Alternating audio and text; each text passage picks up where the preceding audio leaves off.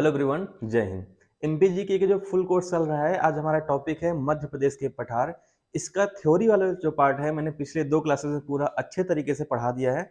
अब आज हम लोग जो पढ़ेंगे इसका पूरा ऑब्जेक्टिव करेंगे और इसी तरीके से पूरा सीरीज चलेगी। पहले हम लोग पूरा थ्योरी पढ़ेंगे और फिर इसका हम लोग क्या करेंगे, ऑब्जेक्टिव लगाएंगे। तो कम से कम लगभग आपका 5-6 क्लास अभी हो चुका है, वो जो क्लास छूट गई है प्लीज क्लास जरूर देखिएगा। और आज का हमारा जो टॉपिक रहेगा मध्य प्रदेश के प्रमुख पठार, इसमें पूरा हम लोग यहाँ पे एमसीक्यू कवर करेंगे। तो एक बार सभी लोग कमेंट कर दें आप लोग को मेरी वॉइस स्लाइड यहाँ पे क्लियर है क्या, फिर क्लास को हम लोग स्टार्ट करें। सभी का स्वागत है क्लास में, ठीक है। आई थिंक सब लोग को क्लियर है ये। चलिए फिर क्लास को स्टार्ट करते हैं।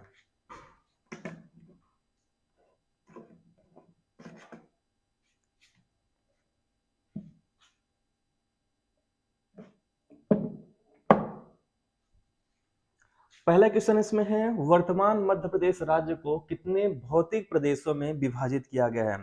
थ्योरी पार्ट में भी सबसे पहले मैंने यही आपको पढ़ाया हुआ था कि मध्य प्रदेश को कितने भौतिक प्रदेश में बांटा गया है। तो पहला ऑप्शन है आपका 8, दूसरा ऑप्शन है इसमें 7, तीसरा ऑप्शन है 12 और चौथा ऑप्शन है आपका 10। तो कितने भौतिक प्रदेशों में बांटा गया है ये बताएं जल्दी से फटाफट सभी लोग। Good evening Chandrabhan, Amit. देखिए, तो मैंने आपको पहले ही बताया हुआ था कि एमपी को जो भौतिक प्रदेशों में बांटा गया है इसकी संख्या कितनी है, 7 है। लेकिन विभाजन से पूर्व यानी जब छत्तीसगढ़ भी मध्य प्रदेश में था तब कितने भौतिक प्रदेश थे, 9 थे। और अभी कितने हैं वर्तमान में, तो अभी वर्तमान में 7 है। ठीक है, चलिए क्लास को सभी लोग शेयर करें, ज्यादा से ज्यादा आप लोग शेयर करें जिससे अधिक से अधिक संख्या जुड़ पाए क्लास में। मैं आप लोगों का सपोर्ट भी चाह रहा हूँ, अगर आपको कंटेंट हमारा अच्छा लग रहा है तो। अगर आपको लग रहा है कि आपके किसी भी काम में हमारी क्लासेस आ रही है तो प्लीज आप लोग सपोर्ट जरूर करें। चलिए नेक्स्ट है, इनमें से कौन सा मध्य उच्च प्रदेश के अंतर्गत शामिल नहीं है ना। तो जो नहीं है वो आपको बताना है। मध्य भारत का पठार, मालवा का पठार, बुंदेलखंड का पठार, बघेलखंड का पठार। तो आपको बताना है कौन सा मध्य उच्च प्रदेश के अंतर्गत नहीं आता है। जो पहली बार क्लास आज ले रहे हैं तो पठार मैंने थ्योरी क्लासेस पढ़ा दिया है, कल परसों दोनों दिन पढ़ा है मैंने। तो ये क्लास आप ले लीजिए, इसके बाद आपको पुरानी क्लासेस भी थ्योरी देख लेना है, पूरा थ्योरी मैंने पढ़ाया हुआ है इसका। ठीक है, तो मध्य उच्च प्रदेश के अंतर्गत जो पठार शामिल नहीं है ये कौन सा नहीं है, बघेलखंड का पठार यानी पूर्वी पठार इसमें शामिल नहीं है। बाकी ये तीनों आते हैं। और कौन कौन से इसके अलावा कौन कौन से हैं आपको ध्यान रखना है। इसके अलावा जो आता है मालवा का पठार और एक आता है आपका नर्मदा सोन घाटी, है ना। टोटल कितने पठार आते हैं इस पे, तो टोटल इसके अंतर्गत 5 पठार आते हैं। तो 3 ये ऊपर वाले हो गए और 2 है आपके मालवा का पठार और नर्मदा सोन घाटी, सॉरी मालवा पठार यहाँ पे लिखा हुआ है ना, तो यहाँ पे मालवा की जगह पे आप यहाँ पे जो नहीं लिखा हुआ है रीवा पन्ना का पठार, सॉरी, तो यहाँ पे रीवा पन्ना का पठार हो जाएगा। ठीक है, चलिए नेक्स्ट क्वेश्चन पे आते हैं। अगले क्वेश्चन पे, मालवा के पठार में किस प्रकार की जलवायु पाई जाती है।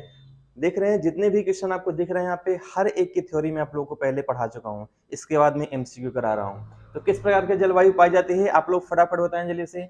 उष्णकटिबंधीय जलवायु, उपोष्ण जलवायु, आर्द्र जलवायु या समशीतोष्ण जलवायु, फटाफट बताएं। मालवा के अंतर्गत किस प्रकार की जलवायु पाई जाती है, जल्दी से बताएं, राइट आंसर क्या हो जाएगा आपका।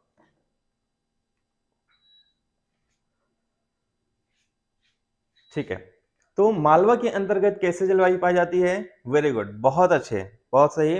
राइट आंसर क्या हो जाएगा, बी, समशीतोष्ण जलवायु या सम जलवायु पाई जाती है। और चीनी यात्री फाहियान ने मालवा की जलवायु को विश्व की सर्वश्रेष्ठ जलवायु बताया है। ये मैंने आपको कल की क्लास में थोड़ा पढ़ा दिया था। ठीक है, हाँ नेक्स्ट, मालवा के पठार में सबसे गर्म महीना कौन सा है। मालवा के पठार में सबसे गर्म महीना कौन सा आएगा, मार्च, मई, अप्रैल या जून। तो यहाँ पे आपको ध्यान रखना है सबसे गर्म जो महीना है ये कौन सा आ जाएगा, मई। मई जो है इसमें जो है सबसे गर्म महीना है मालवा के पठार में, यानी बी ऑप्शन क्या हो जाएगा इसमें आपका राइट आंसर। ये मालवा का पठार है ना, जो सबसे बड़ा पठार हमारा है। ठीक है, और ये मई का महीना सबसे गर्म महीना इसमें कहलाता है। नेक्स्ट, मध्य उत्तर प्रदेश के उत्तरी भाग में स्थित मालवा पठार के अंतर्गत सबसे ऊंची चोटी का नाम क्या है बताएं। ठीक है, मध्य उत्तर प्रदेश के उत्तरी भाग में स्थित मालवा पठार के अंतर्गत सबसे ऊंची चोटी का नाम क्या है? कुल मिला के आपको ये बता देना है कि मालवा के पठार में सबसे ऊंची चोटी कौन सी है।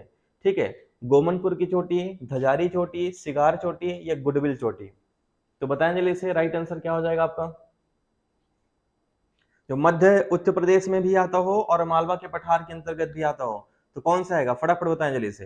तो यहाँ पे राइट आंसर हो जाएगा आपका सिगार की चोटी, जो मालवा के पठार में महू के पास आता है, जो इंदौर जिले में आता है, जिसकी ऊंचाई कितनी है? 881 मीटर।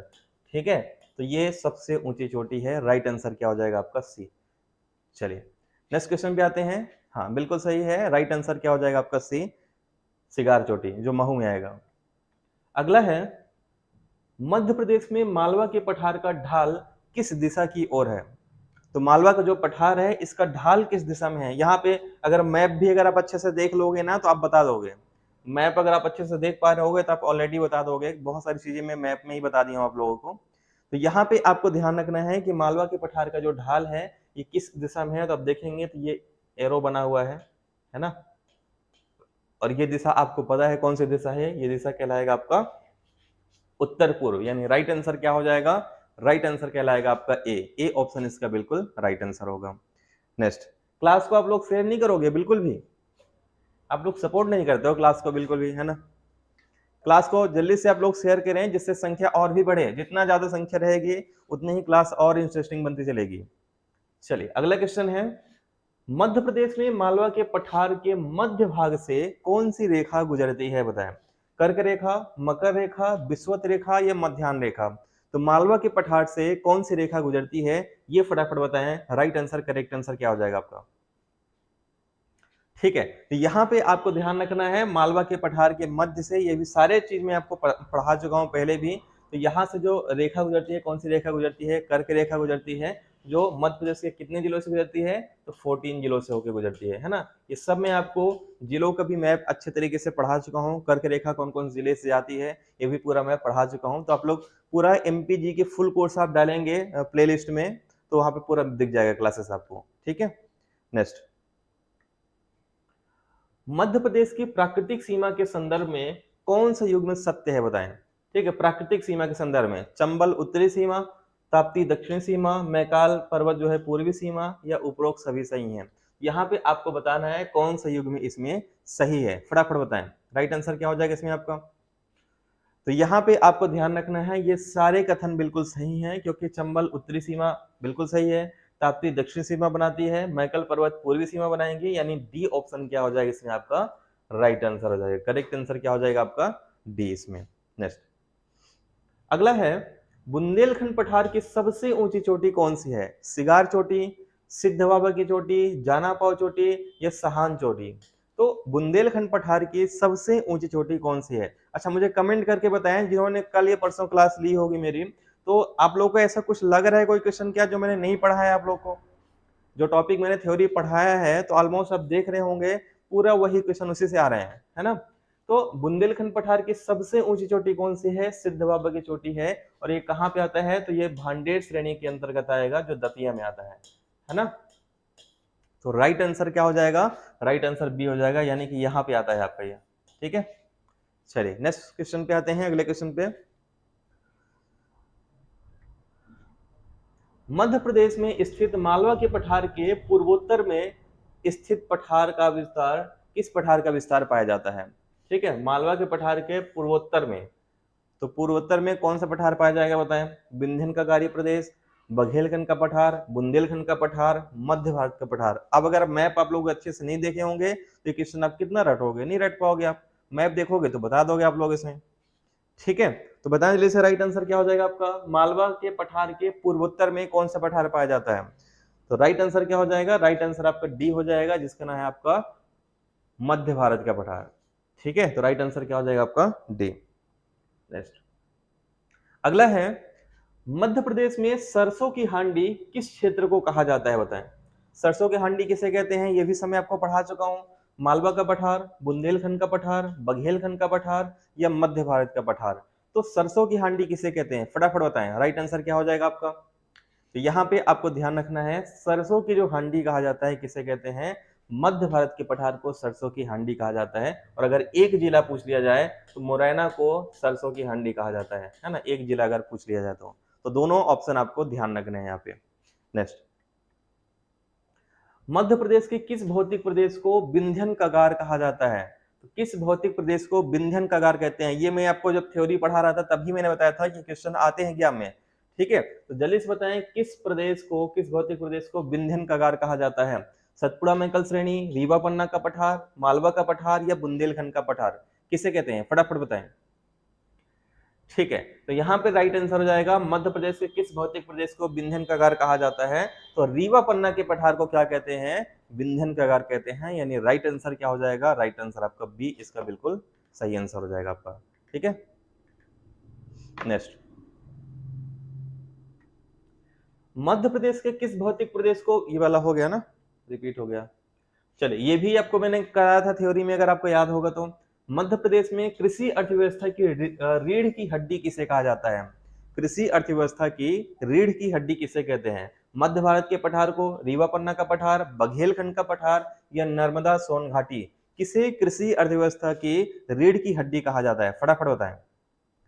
ठीक है, तो यहाँ पे आपको ध्यान रखना है, रीढ़ की हड्डी जो कहा जाता है ये नर्मदा सोन घाटी को कहा जाता है। यानी राइट आंसर क्या हो जाएगा? राइट आंसर आपका डी, इसका बिल्कुल सही आंसर हो जाएगा, क्योंकि यहाँ पे जो है कृषि अत्यधिक मात्रा में होती है नर्मदा सोन घाटी में, इसलिए इसको कृषि अर्थव्यवस्था की रीढ़ की हड्डी कहा जाता है।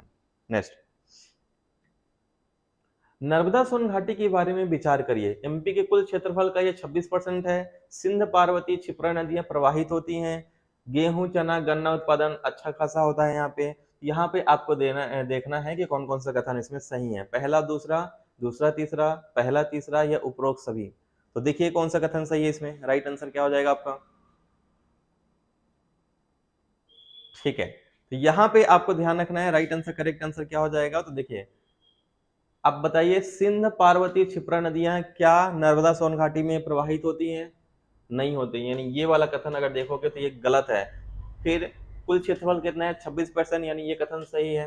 गेहूं, चना, गन्ना उत्पादन मैंने बताया था आपको, होता ही नरसिंहपुर जो जाना जाता है गन्ना उत्पादन के लिए जाना जाता है। ठीक है, गेहूं चना होता ही है वहां पे, यानी ये कथन सही है, ये कथन सही है। यानी राइट आंसर क्या हो जाएगा? राइट आंसर आपका सी, इसका बिल्कुल करेक्ट आंसर। पहला और तीसरा कथन सही है, बाकी दूसरा वाला कथन गलत हो जाएगा।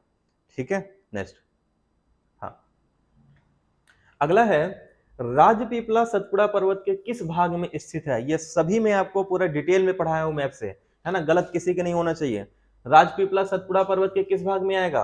पश्चिमी भाग में, पूर्वी भाग में, दक्षिणी भाग में, मध्य भाग में, पूरा मैंने डिटेल में पढ़ाया है ये सारी चीजें आप लोगों को।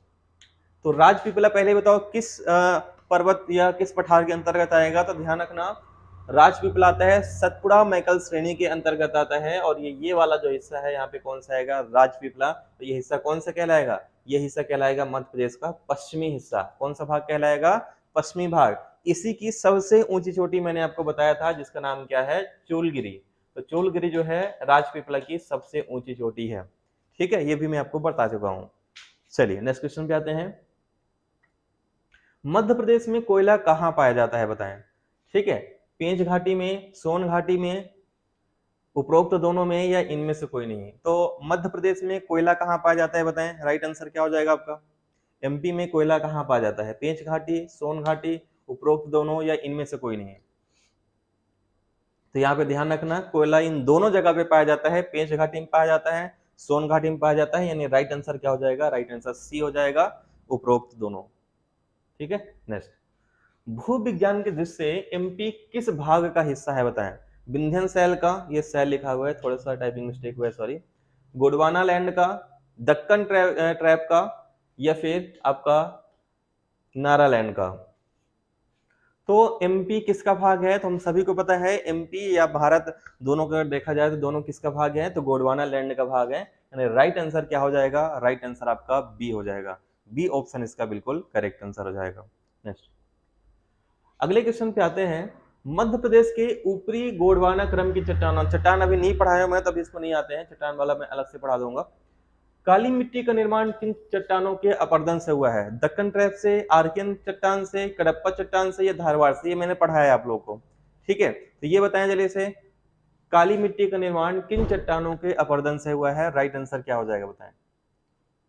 तो यहाँ पे आपको ध्यान रखना है, काली मिट्टी का जो निर्माण हुआ है ये दक्कन ट्रैप के चट्टानों से हुआ है और बेसाल्ट चट्टानों से हुआ है, यानी राइट आंसर क्या हो जाएगा? राइट आंसर आपका हो जाएगा ए।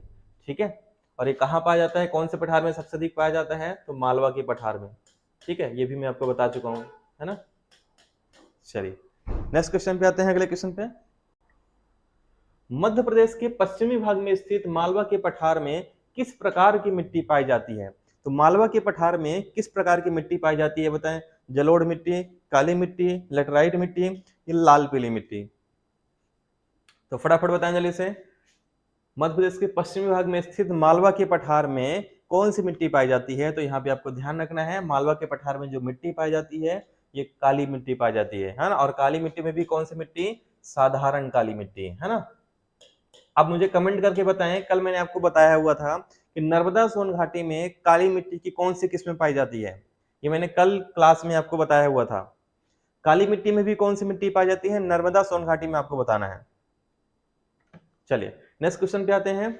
इनमें से कौन सी चट्टान नवीनतम चट्टान है? धारवाड़, आर्कियन, टर्सेरी, या फिर गोंडवाना? तो इनमें से सबसे नवीनतम चट्टान कौन सी है? ये फटाफट बताएं। राइट आंसर, करेक्ट आंसर क्या हो जाएगा आपका? इनमें से कौन सी नवीनतम चट्टान है? तो इनमें से जो नवीनतम चट्टान है कौन सा हो जाएगा इसमें आपका? तो ये हो जाएगा आपका राइट आंसर क्या हो जाएगा? टर्सेरी। टर्सेरी जो चट्टान है वो है सबसे नवीनतम चट्टान है, राइट आंसर सी हो जाएगा इसका। चलिए, निम्नलिखित विकल्पों में से कौन सी श्रेणी यमुना तथा सोन नदी के बीच में जल द्विभाजक का कार्य करती है? ये क्वेश्चन बहुत कंफ्यूज करता है, आपको अच्छे तरीके से ध्यान रखना है। भंडेर श्रेणी होगा, कैमूर श्रेणी, मैकाल श्रेणी, या फिर इसमें एक और ऑप्शन है मिकाई श्रेणी। तो कौन सी ऐसी श्रेणी है जो यमुना तथा सोन के मध्य में जल द्विभाजक का काम करता है? ठीक है, यमुना अगर ऊपर में बह रही है, ठीक है, और अगर आप देखेंगे सोन अगर नीचे बह रही है, तो इसके दोनों के बीच में कौन सी श्रेणी आ रही है बताएं? यहाँ पे कौन सी श्रेणी आ जाएगी बताएं जल्दी से। तो यहाँ पे कौन सी श्रेणी आ जाएगी? इन दोनों के बीच में जो आती है कैमूर श्रेणी आ जाएगी। कौन श्रेणी आ जाएगी? कैमूर। भांडेर इसलिए नहीं होगा क्योंकि भांडेर इसके ऊपर आ जाता है, कैमूर के ऊपर भांडेर आएगा। ठीक है, और फिर भांडेर के बाद फिर कैमूर आता है, फिर सोन आ जाएगा यहाँ पे। ठीक है, लेकिन इन दोनों के बीच में जो आ रहा है मेन अगर देखा जाए तो कौन सा आ रहा है? कैमूर आएगा, यानी राइट आंसर हो जाएगा बी। चलिए नेक्स्ट क्वेश्चन पे आते हैं। मध्य प्रदेश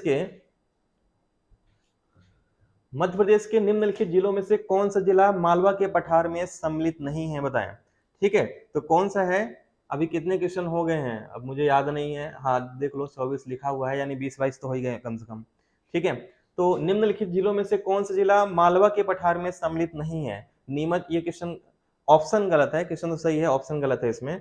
ठीक है, तो मैं एक एक जिला देख लेता हूँ, आप लोग को बताना है। यहाँ पे मैं दे देता हूँ जिला, तो जो शामिल नहीं है वो आपको बताना है इसमें आपका। ठीक है, पहला ऑप्शन है बैतूल, ठीक है, दूसरा ऑप्शन है नरसिंहपुर, मालवा लिखा हुआ है ना, ठीक है, दूसरा ऑप्शन है रतलाम, तीसरा ऑप्शन है इसमें आपका रायसेन, और चौथा ऑप्शन है आपको बताना है इसमें आपका धार। तो कौन सा है जो मालवा के पठार के अंतर्गत शामिल नहीं है? ये फटाफट बताएं, राइट आंसर क्या हो जाएगा? तो यहाँ पे आपको ध्यान रखना है, बैतूल जो आता है ये मालवा के पठार में नहीं आएगा, यानी राइट आंसर क्या हो जाएगा आपका? ए ऑप्शन क्या हो जाएगा इसमें आपका? राइट आंसर हो जाएगा। बैतूल इसमें नहीं आता है, सतपुड़ा मैकल श्रेणी के अंतर्गत आएगा। ठीक है, चलिए नेक्स्ट क्वेश्चन पे आते हैं, अगले क्वेश्चन पे। सतपुड़ा क्षेत्र में स्थित श्रेणियों में पश्चिम से पूर्व की ओर उसकी स्थिति को दर्शाने वाला निम्नलिखित में से कौन सा क्रम है? ये बहुत अच्छा क्वेश्चन है। ठीक है, जो डिटेल में नहीं पढ़े होंगे ये बिल्कुल नहीं बता पाओगे, जो डिटेल में पढ़े हैं, जो कल अच्छे से क्लास में ध्यान दिए हैं, वो आसानी से बता देंगे। तो यहाँ पे पश्चिम से पूरब की ओर है ना, पश्चिम से पूरब की ओर बताना है आपको। बताएं जल्दी से कौन सा जाएगा? बड़वानी, महादेव, इसमें से कौन सा होगा बताएं? तो मैंने आपको बताया था कल की क्लास में, अगर आपको याद होगा तो।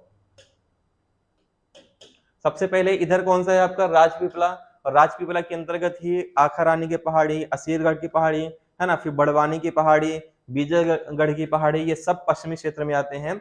तो बड़वानी की पहाड़ी क्या हो जाएगा? सबसे पश्चिम में। फिर पूरब की ओर आ गए तो मध्य में कौन सा आ जाएगा? महादेव श्रेणी और ग्वालीगढ़ श्रेणी, और फिर अंतिम में पूरब की ओर जो आ जाता है मैकल श्रेणी, यानी राइट आंसर क्या हो जाएगा आपका? ए इसका बिल्कुल राइट आंसर होगा। ठीक है, जो क्लास नहीं देखे हैं क्लास जरूर देखिएगा, क्योंकि इससे अधिक डिटेल में आप नहीं पाओगे थ्योरी जितना मैंने कल पढ़ाया है या इसके पहले के जो चैप्टर पढ़ाए हैं। बुंदेलखंड पठार के निम्न में से कौन सा स्थान मौजूद है बुंदेलखंड पठार में? ठीक है, होशंगाबाद, भोपाल, शिवपुरी या सांची। तो कौन सा ऐसा क्षेत्र है जो बुंदेलखंड पठार के अंतर्गत शामिल है, बताएं। राइट आंसर क्या हो जाएगा, सभी लोग बताएं जल्दी से। बुंदेलखंड पठार में कौन सा क्षेत्र आता है? अब मैप में सारा खेल मैप का है, अगर मैप आप अच्छे से समझ पा रहे हैं इसमें कौन से पठार का कौन सा क्षेत्र है, तो आप आसानी से क्वेश्चन सॉल्व कर पाओगे। और ये आपको एग्जाम में नहीं मिलेगा मैप, है ना, आपको ये मैप आपके माइंड में रखना है, याद रखना है। तो यहाँ पे आपको ध्यान रखना है, राइट आंसर क्या हो जाएगा आपका?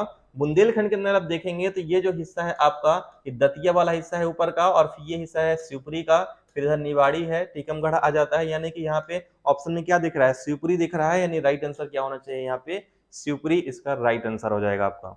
ठीक है, नेक्स्ट अगले क्वेश्चन पे आते हैं।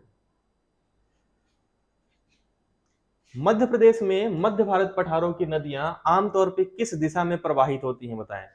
तो मध्य पठार के जो नदियां हैं किस दिशा में प्रवाहित होती हैं? पश्चिम और उत्तर पश्चिम, पूरब, उत्तर तथा उत्तर पश्चिम, या पश्चिम की ओर? तो मध्य भारत के पठार के जो नदियां हैं आमतौर पे किस दिशा में प्रवाहित होती हैं? फटाफट बताएं, राइट आंसर, करेक्ट आंसर क्या हो जाएगा आपका? जल्दी से बताएं, करेक्ट आंसर क्या होगा आपका ये?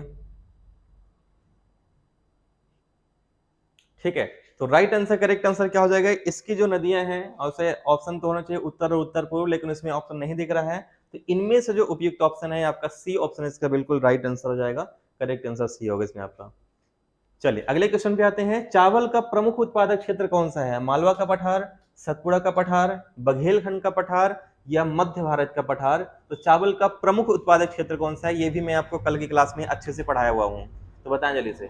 चावल का प्रमुख उत्पादक क्षेत्र कौन सा है? राइट आंसर, करेक्ट आंसर क्या हो जाएगा आपका? अच्छा, आप लोग को मिसलेनियस पढ़ना है क्या? मिसलेनियस या विविध वाला पोर्शन ऑब्जेक्टिव क्लास उसकी लाइव क्लास रख लेनी है कि नहीं लेनी है आप लोग को, बताएं। हालांकि आप लोग बोल देते हो, आप लोग तो आते हो, लेकिन बाकी लोग क्या है कि बोल देते हैं और आते नहीं है क्लास में।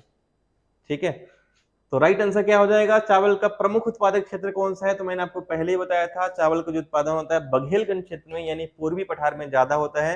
यानी राइट आंसर क्या हो जाएगा? राइट आंसर आपका सी हो जाएगा। सी ऑप्शन इसका करेक्ट आंसर हो जाएगा आपका। ठीक है, पूर्व का पठार या बघेलखंड का पठार। नेक्स्ट, मध्य प्रदेश में किस पठार के अंतर्गत जवेरा का गुम्मद स्थित है? ये भी मैं आपको थ्योरी में पढ़ाया था, और ये भी बताया था कि क्वेश्चन बहुत आता है एग्जाम में। पहला ऑप्शन है रीवा पन्ना का पठार, दूसरा ऑप्शन है आपका बुंदेलखंड का पठार, ठीक है, मालवा का पठार, बघेलखंड का पठार। तो किस पठार के अंतर्गत जवेरा का गुम्मद आता है? फटाफट बताएं से। राइट आंसर क्या हो जाएगा आपका?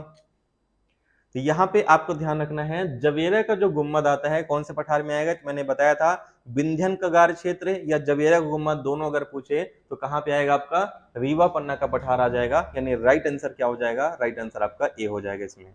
ठीक है, नेक्स्ट अगला, उमरिया जिले में बांधवगढ़ पहाड़िया जो स्थित है किसमें आएगा? बांधवगढ़ पहाड़ी विंध्य में आएगा, सतपुड़ा में, सह्याद्री में, या नीलगिरी में? तो ये भी मैं आपको बता चुका हूँ, है ना, कि बांधवगढ़ पहाड़ी किसमें आ जाएगा? तो बांधवगढ़ पहाड़ी अगर आ रहा है आपका उमरिया में, उमरिया में अगर आएगा तो किसमें आएगा आपका? यहाँ पे राइट आंसर क्या हो जाएगा? विंध्य पर्वत श्रृंखला में आ जाएगा। यानी राइट आंसर क्या हो जाएगा? राइट आंसर आपका ए हो जाएगा। ठीक है, नेक्स्ट, विंध्य श्रेणी की सबसे ऊंची चोटी कौन सी है? विंध्य श्रेणी की सबसे ऊंची चोटी कौन सी है, बताएं। मिकाई श्रेणी, गुडविल चोटी, बैल चोटी, या फिर कास्केड चोटी? तो फटाफट बताएं, विंध्य श्रेणी की सबसे ऊंची चोटी कौन सी है? राइट आंसर क्या हो जाएगा आपका? तो यहाँ पे आपको ध्यान रखना है, विंध्य श्रेणी की सबसे ऊंची चोटी जो आती है, highest peak of Vindhyan range, यह जाएगा गुडविल चोटी, जिसे सद्भावना शिखर के नाम से भी जाना जाता है। दूसरा नाम क्या है इसका? सद्भावना शिखर। नेक्स्ट, ये तो दूसरे टॉपिक का है ना। अब यहाँ पे आपको बताना है, मालवा के पठार में स्थित पहाड़ियों को ऊंचाई के बढ़ते क्रम में बताना है आपको, है ना, ऊंचाई के बढ़ते क्रम में, यानी कि पहले कम फिर अधिक बताना है आपको। तो यहाँ पे जैसे कि मैं देख पा रहा हूँ इसमें, ठीक है, और ऑप्शन देख लेते हैं। हाँ, ये ऑप्शन ज्यादा सही दिख रहा है आपका। एक तो धजारी चोटी 810 मीटर के लगभग है, ये जाना पाओ लगभग 854 मीटर के समथिंग है, और सिगार चोटी जो है 881 मीटर के समथिंग है। तो ये इसका क्रम होना चाहिए, यानी राइट आंसर क्या होना चाहिए इसका? ए इसका बिल्कुल सही आंसर होना चाहिए। ठीक है, हाँ, ए इसका सही आंसर है। नेक्स्ट, फिर आपको बताना है जो मैं आपको पहले ही बता चुका हूं कि चोलगिरी की पहाड़ियां मध्य प्रदेश के किस भाग में आता है, उत्तर में, पूर्व में, दक्षिण पूर्व में या दक्षिण पश्चिम में। ठीक है, तो बताएं जल्दी से, चोलगिरी की जो पहाड़ियां हैं मध्य प्रदेश के किस भाग में आएगा। राइट आंसर, करेक्ट आंसर क्या होगा बताएं, फटाफट बताएं, राइट आंसर क्या हो जाएगा आपका। तो चोलगिरी की जो पहाड़ियां आती हैं ये दक्षिण पश्चिम में आ जाएगा, ये वाला हिस्सा क्या कहलाएगा, दक्षिण पश्चिम में। यानी राइट आंसर क्या हो जाएगा, राइट आंसर आ जाएगा आपका डी, डी ऑप्शन सही आंसर हो जाएगा आपका। ठीक है, नेक्स्ट।